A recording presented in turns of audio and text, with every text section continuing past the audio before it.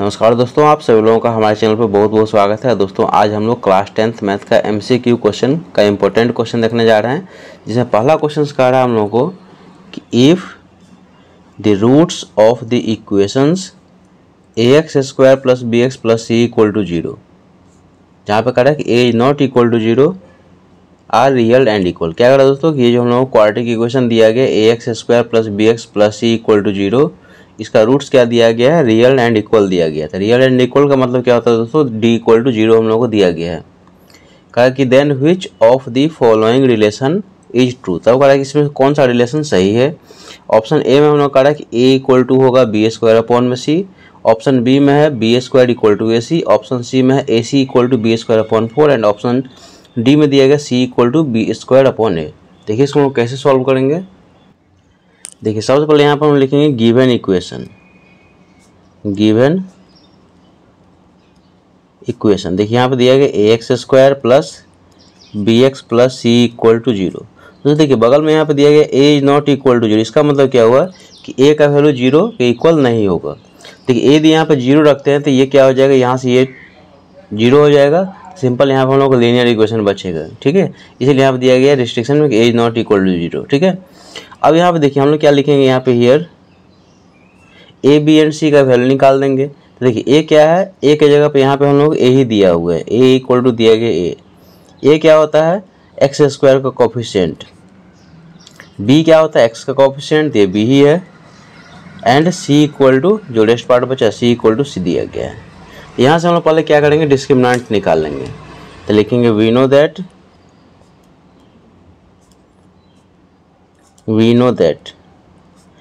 d = क्या होता है बताइए, d = होता है b² - 4ac।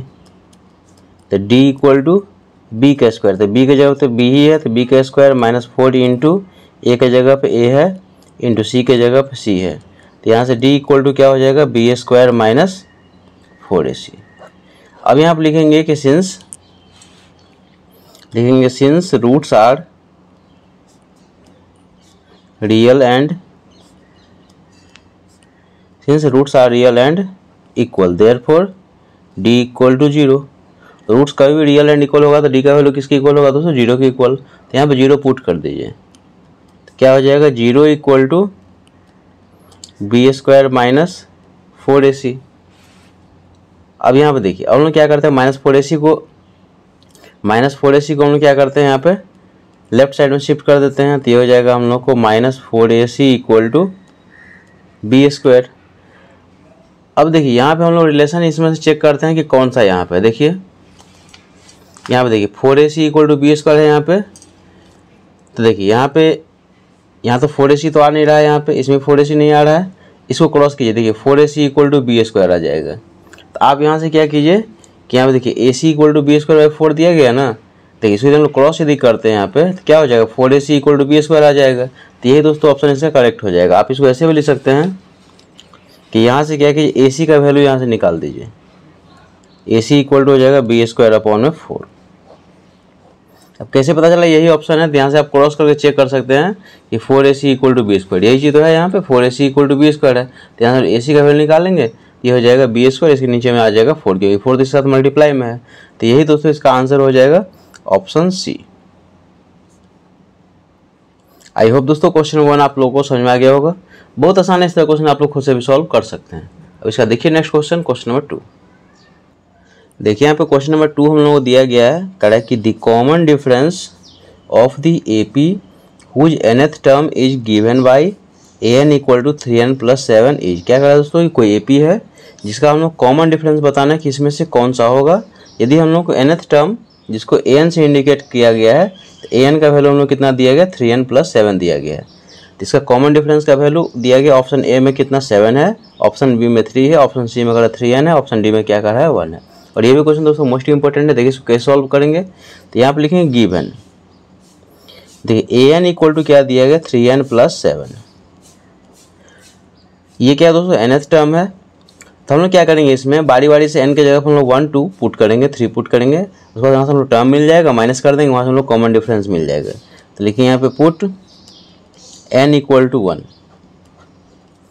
तो n के जगह यदि 1 पुट करेंगे तो ये हो जाएगा a 1 n की जगह यहाँ 1 पुट की थी, a1 हो गया, ये हो जाएगा 3 × 1 + 7, तो हो जाएगा 3 × 1 हो जाएगा 3 + 7, यानी कि दोस्तों a1 का वैल्यू हम लोग कितना मिल गया, 7 + 3 कितना मिल गया, 10 मिल गया। a1 मतलब क्या हो गया, फर्स्ट टर्म हो गया, फर्स्ट टर्म का वैल्यू कितना हो गया, 10। अब यहाँ पे देखिए पुट कीजिए, पुट n = 2, तो ये हो जाएगा हम लोग को n के जगह पे आप 2 पुट की तो a2 हो जाएगा, ये हो जाएगा 3 × n के जगह पे 2 पुट कीजिए तो 3 × 2 + 7, 3 × 2 हो गया 6 + 7, तो a2 का वैल्यू हो गया 13। अब a2 का मतलब क्या हो गया, सेकेंड टर्म हो गया। अब दोस्तों देखिए दो टर्म हम लोगों को पता है तो हमने यहाँ से कॉमन डिफरेंस निकाल सकते हैं, तो लिखेंगे यहाँ पे देयरफॉर कॉमन डिफरेंस। तो कॉमन डिफरेंस क्या हो जाएगा, a2 - a1, यानी कि a2 का वैल्यू कितना है, 13 - 10 यानी कि 3 हो जाएगा। तो लिखेंगे देयरफॉर डी हम लोग क्या बोलते हैं, कॉमन डिफरेंस को डी बोलते हैं, तो डी = कितना हो जाएगा, 3। अब देखिए इसमें ऑप्शन कौन सा दोस्तों सही है, तो यहाँ पे देखिए ऑप्शन डी, ये 3D = 3 कौन सा ऑप्शन सही है, यहाँ पे ऑप्शन बी, यहाँ लिख लीजिए ऑप्शन बी। और इसे दोस्तों पहला जो क्वेश्चन आया था हम लोग क्वेश्चन नंबर 1, तो इसका ऑप्शन सी में यहाँ पे टिक कर लीजिए, तो ऑप्शन सी इसका सही था। आई होप दोस्तों क्वेश्चन नंबर 2 भी आप लोगों को समझ में आ गया होगा, बहुत आसान है, इस तरह क्वेश्चन आप लोग खुद से भी सॉल्व कर सकते हैं। अब इसका नेक्स्ट देखिए क्वेश्चन नंबर 3। देखिए यहाँ पे क्वेश्चन नंबर 3 हम लोगों को दिया गया है, कह रहा है कि if sin θ = cos θ then the value of tan² θ + cot² θ is. क्या कह रहा है दोस्तों कि यदि sin θ और cos θ आपस में इक्वल हैं तो हम लोग को बताना है कि tan² θ + cot² θ का वैल्यू क्या होगा। ऑप्शन ए में करा 2, ऑप्शन बी में करा 4, ऑप्शन सी में करा 1 एंड ऑप्शन डी में करा 10/3। ये भी क्वेश्चन दोस्तों मोस्ट इंपॉर्टेंट है। देखिए इसको कैसे सॉल्व करेंगे, तो यहाँ पर लिखेंगे गिवन, देखिए sin θ = हम लोगों को दिया गया cos θ दिया गया, तो आप इसको ऐसे भी लिख सकते हैं कि sin θ = cos θ × 1 भी लिख सकते हैं। cos θ को 1 से मल्टीप्लाई करेंगे तो क्या हो जाएगा, cos θ ही हो जाएगा। इस 1 को यहाँ रखने दीजिए, cos θ को नीचे शिफ्ट कर दीजिए, तो आप इसको ऐसे भी लिख सकते हैं कि sin θ / cos θ = 1। देखिए 1 का वैल्यू निकालेंगे तो cos को हम लोग क्या करेंगे, लेफ्ट साइड में शिफ्ट करेंगे तो इसके साथ मल्टीप्लाई में, तो डिवाइड में हो जाएगा। तो इससे क्या फ़ायदा होगा, देखिए sin θ / cos θ क्या होता है, tan θ, तो tan θ = 1 हो गया। अब दोस्तों देखिए इधर क्या है, ट्रिग्नोमेट्रिक रेशियो और राइट साइड में क्या है, इसका वैल्यू है। तो यहाँ पर देखेंगे tan θ के केस में 1 कितना डिग्री का वैल्यू होता है, तो देखिए तो ये हो जाएगा हम लोग को tan θ = tan θ के केस में 1 जो होता है कितना डिग्री का वैल्यू होता है, tan 45 डिग्री का वैल्यू होता है। हम लोग जानते हैं कि tan 45 डिग्री = 1 होता है। इससे आगे देखिए, अब देखिए यहाँ पे क्या हो जाएगा, tan से tan यहाँ पे एलिमिनेट हो जाएगा, तो थीटा = कितना हो जाएगा, 45 डिग्री। अब इस थीटा के वैल्यू दोस्तों हम लोग को जो वैल्यू निकालना है इसमें पुट कर दीजिए, तो लिखेंगे नाउ, देखिए हम लोग को वैल्यू किसका निकालना है, tan² θ + cot² θ का, तो आप इसको ऐसे भी लिख सकते हैं, tan² θ को tan θ का होल स्क्वायर प्लस cot² θ को लिख सकते हैं cot θ का होल स्क्वायर, एक ही बात है, क्योंकि tan θ का स्क्वायर करेंगे तो tan² θ हो जाएगा, cot θ का स्क्वायर करेंगे तो cot² θ हो जाएगा। अब यहाँ पर थीटा का 45 डिग्री पुट कर दीजिए, तो ये हो जाएगा हम लोग को tan 45 डिग्री का होल स्क्वायर प्लस ये है cot 45 डिग्री का होल स्क्वायर। दोस्तों हम जानते हैं कि tan 45 वैल्यू होता है 1, तो 1 का स्क्वायर प्लस cot 45 भी होता है 1, तो ये 1 का स्क्वायर, तो 1 का स्क्वायर 1 प्लस 1 का स्क्वायर 1, इसका आंसर हो जाएगा 2। अब दोस्तों करेक्ट ऑप्शन इसमें कौन सा है, करेक्ट ऑप्शन है ए, तो ए को टिक कीजिए और इसका आंसर हो जाएगा हम लोगों को option A.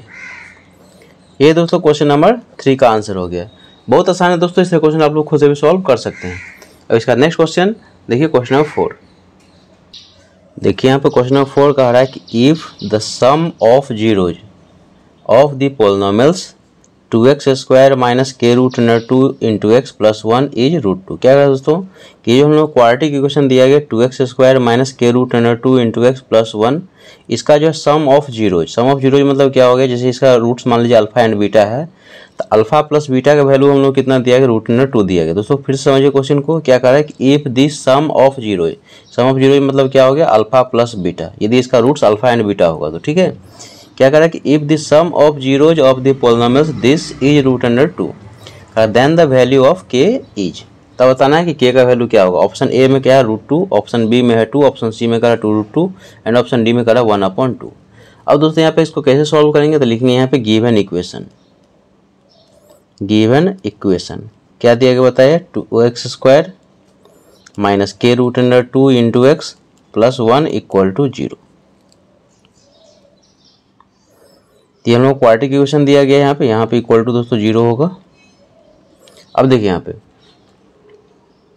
Sorry if the sum of the zero of the polynomials दिया गया तो यहाँ पे 0 नहीं होगा, यहाँ पे 0 नहीं है। अब देखिए यहाँ पे हम लोग क्या करेंगे, यहाँ पे कि इसका रूट्स मान लीजिए suppose that alpha and beta इसका रूट्स है। तो गिवन में हम लोग को दिया गया है, गिवन में कि अल्फा प्लस बीटा का वैल्यू कितना दिया गया, देखिए अल्फा प्लस बीटा का वैल्यू कितना दिया, रूट अंडर 2 दिया गया। देखिए सम ऑफ जीरो मतलब क्या हो गया, अल्फा प्लस बीटा, अल्फा और बीटा क्या होता है, इसका जीरो जो होता है, तो सम ऑफ जीरो मतलब इसका और इसका सम, ये हम लोग को दिया गया। अब यहाँ पे देखिए कि ए इसका रिलेशन क्या होता है, अल्फा प्लस बीटा का रिलेशन क्या होता है, minus B upon A equal to, ये रूट अंडर 2 दिया गया है। अब देखिए यहाँ पर हम लोग बी एंड ए का वैल्यू पहले निकालेंगे, इससे क्या है, देखिए ए क्या होता है, ए होता है एक्स स्क्वायर का कोफिशिएंट, एक्स स्क्वायर का कोफिशिएंट कितना है 2। बी क्या होता है एक्स का कोफिशिएंट, एक्स का कोफिशिएंट कितना है माइनस के रूट अंडर 2, प्रॉपर साइन के साथ लिखिएगा। तो देखिए एक्स का कोफिशिएंट यहाँ पे कितना है माइनस के रूट अंडर 2 और सी कितना है 1 है। अब इसमें पुट कर दीजिए, ये हो जाएगा माइनस बी का वैल्यू कितना, बी का वैल्यू माइनस के रूट अंडर 2, बी का वैल्यू कितना देखिए माइनस के रूट अंडर 2 अपॉन में ए का वैल्यू कितना है 2 इक्वल टू क्या हो जाएगा यहाँ पे रूट अंडर 2। अब इसको यहाँ पे सॉल्व कर लिया, यहाँ पे इसको क्रॉस मल्टीप्लिकेशन यहाँ पे कीजिए। तो देखिए यहाँ क्या हो जाएगा, माइनस माइनस हो जाएगा प्लस, के रूट 2 को 1 से मल्टीप्लाई करेंगे तो हो जाएगा के रूट अंडर 2 इक्वल टू ये 2 इंटू रूट 2 हो जाएगा, ये रूट 2 से रूट 2 यहाँ पे कैंसिल हो जाएगा, तो फाइनली के इक्वल टू क्या हो जाएगा 2 हो जाएगा। तो इसका आंसर दोस्तों क्या हो जाएगा, ऑप्शन देखिए के इक्वल टू 2 है, तो यहाँ पे ऑप्शन बी इसका सही हो जाएगा। तो यहाँ पे लिख लीजिए ऑप्शन बी। ये दोस्तों इसका फाइनल आंसर हो जाएगा क्वेश्चन नंबर 4 का। और ये क्वेश्चन दोस्तों मोस्ट इंपॉर्टेंट है, इसको आप लोग अच्छा से कीजिएगा।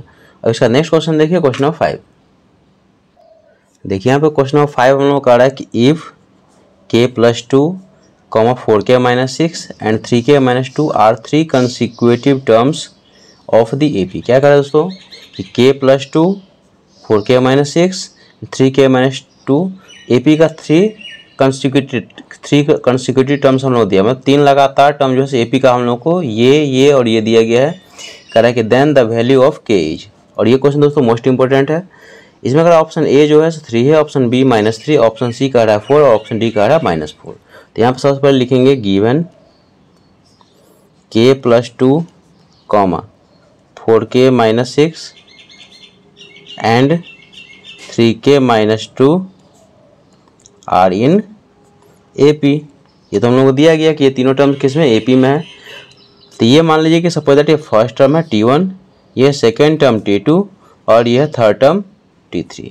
अब देखिए ये टर्म और ये टर्म AP में, इसका मतलब क्या हुआ, कॉमन डिफरेंस इसका सेम होना चाहिए। तो कॉमन डिफरेंस क्या होता है, नेक्स्ट टर्म में से हम लोग प्रीवियस टर्म को माइनस कर देंगे, यानी कि T2 माइनस T1 जो होगा, देखिए T2 माइनस T1 जो होगा किसके इक्वल हो जाएगा, T3 माइनस T2 के। ये तो कॉमन डिफरेंस हो जाएगा, ये हो जाएगा T3 माइनस T2। फिर से यहाँ समझिए कि ये और ये AP में दिया गया, इसका मतलब है कॉमन डिफरेंस का सेम होगा। तो ये टर्म 1 है, ये टर्म 2 है और ये टर्म 3 है।